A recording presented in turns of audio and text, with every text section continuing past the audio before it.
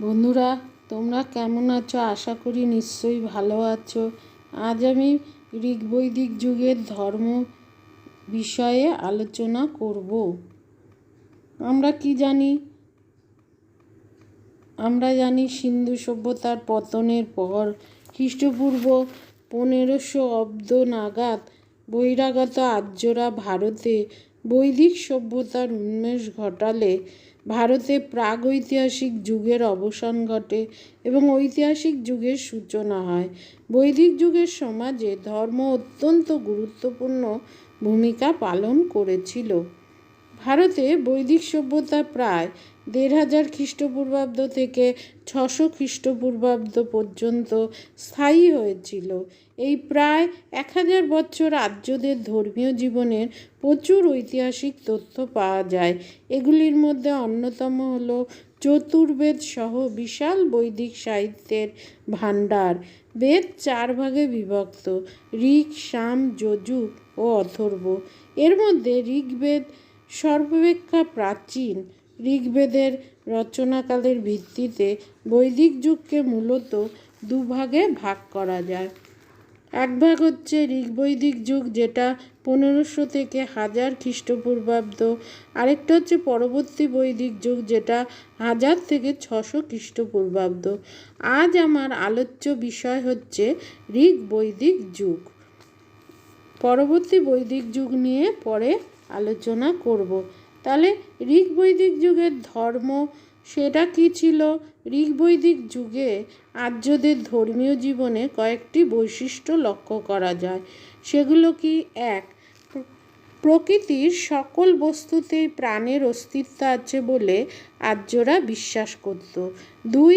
ঋগ্বেদে নারী দেবতার চেয়ে পুরুষ দেবতার প্রাধান্য বেশি ছিল। 3. বৈদিক ধর্মে মূর্তি পূজার কোনো অস্তিত্ব ছিল না। 4. বিভিন্ন দেবতার অস্তিত্ব থাকলেও এই ধর্মের বিশেষ দিক ছিল একেশ্বরবাদ। আর 5. আর্যরা তাদের ধর্মাচরণে ইহজীবনের উন্নতির জন্যই সর্বাধিক গুরুত্ব দিত। তারা কিভাবে প্রকৃতির উপাসনা করত? বৈদিক ধর্মের একটি অন্যতম দিক ছিল প্রাকৃতিক শক্তির উপাসনা। আর্যদের কাছে ঝড়, বৃষ্টি, বজ্রপাত, সূর্য, চন্দ্র, পাহাড়, ঋতু বৈচিত্র্য প্রভৃতির কোনো ব্যাখ্যা জানা ছিল না। তারা মনে করত যে প্রকৃতির রহস্যের অন্তরালে কোনো দৈব শক্তি আছে যা সম্পূর্ণ প্রকৃতিকে নিয়ন্ত্রণ করে। আর্যরা প্রকৃতির অসীম শক্তিতে বিশ্বাস করত এবং প্রকৃতির সকল বস্তুতেই প্রাণের অস্তিত্ব আছে বলে মনে করত। অর্থাৎ বৈদিক আর্যদের ধর্মে সর্বপ্রাণবাদ একটি গুরুত্বপূর্ণ বিষয় ছিল। এজন্য তারা বিভিন্ন প্রাকৃতিক শক্তির মধ্যে দেবত্ব আরোপ করে তাদের পুজো করত। তাদের বিভিন্ন দেবতা ছিল। কি কি ছিল? ঋগ্বেদে পুরুষ দেবতার প্রাধান্য তুলনামূলকভাবে বেশি ছিল।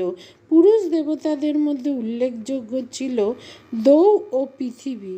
দৌ ছিলেন স্বর্গ বা আকাশের দেবতা বা পিতা এবং পৃথিবী ছিলেন মাতা। তারা খাদ্য ও জল দিয়ে মানুষকে রক্ষা করতেন। এরপর ছিল ইন্দ্র, তাদের অন্যতম শ্রেষ্ঠ দেবতা। ঋগ্বেদের দেবতাদের মধ্যে অন্যতম ছিল ইন্দ্র। তিনি ছিলেন যুদ্ধ, বজ্র ও বৃষ্টির দেবতা। তিনি বজ্রের দ্বারা অসুরদের ধ্বংস করে দেবতাদের রক্ষা এবং বৃষ্টি ও আলোর দ্বারা পৃথিবীকে শস্য শ্যামলা করতেন। ঋগ্বেদে ইন্দ্রকে পুরন্দরও বলা হয়েছে, কারণ তিনি শত্রুপক্ষ দস্যু বা দাসদের পুর বা দুর্গ ধ্বংস করেছিলেন। ইন্দ্রের আরেক নাম বৃত্রঘ্ন, কারণ তিনি শত্রুদের বৃত্র বা বাঁধগুলি ধ্বংস করেছিলেন। তাদের পরবর্তী দেবতা ছিল অগ্নি। আর্যদের অপর গুরুত্বপূর্ণ দেবতা ছিলেন অগ্নি। বন, জঙ্গল পরিষ্কার ও রান্নার কাজে আগুনের গুরুত্বের জন্য এই দেবতারও গুরুত্ব বেশি ছিল। ঋগ্বেদে 200টি স্তোত্র অগ্নির উদ্দেশ্যে রচিত হয়েছে। অপর দেবতা ছিলেন বরুণ। বরুণ ছিলেন পাপ পুণ্যের ধারক ও বিশ্বজগতের নিয়ম শৃঙ্খলা রক্ষাকারী। তার আদেশেই দিন রাত্রি ও ঋতুচক্রের পরিবর্তন হয়।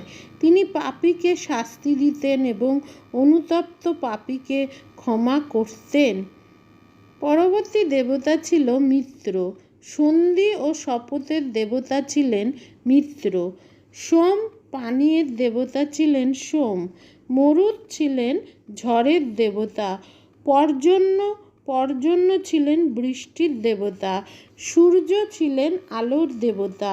যম ছিলেন মৃত্যুর দেবতা। রুদ্র ছিলেন ধ্বংসের দেবতা। বায়ু ছিলেন বাতাসের দেবতা। আর্যদের নারী দেবতা অর্থাৎ দেবীদের মধ্যে উল্লেখযোগ্য ছিলেন উষা। প্রত্যুষ বা সূর্যোদয়ের পূর্ব মুহূর্তের দেবী ছিলেন উষা।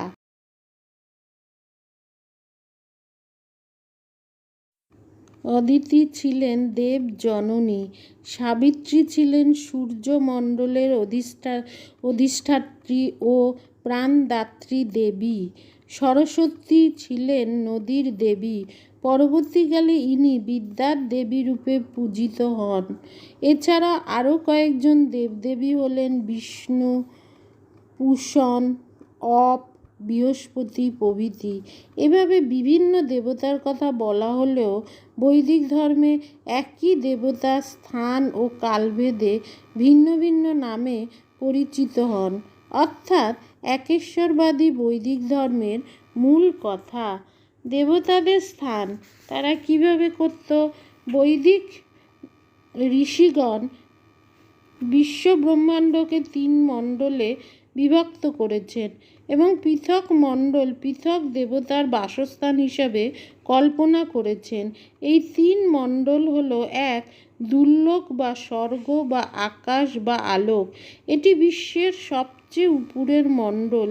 এখানকার উল্লেখযোগ্য দেবদেবী হলেন সূর্য, বরুণ, বিষ্ণু, সাবিত্রী, পুষণ, উষা প্রমুখ। 2. ভূলোক বা মর্ত্য বা পৃথিবী মণ্ডল। এটির অবস্থান হলো সবার নিচে।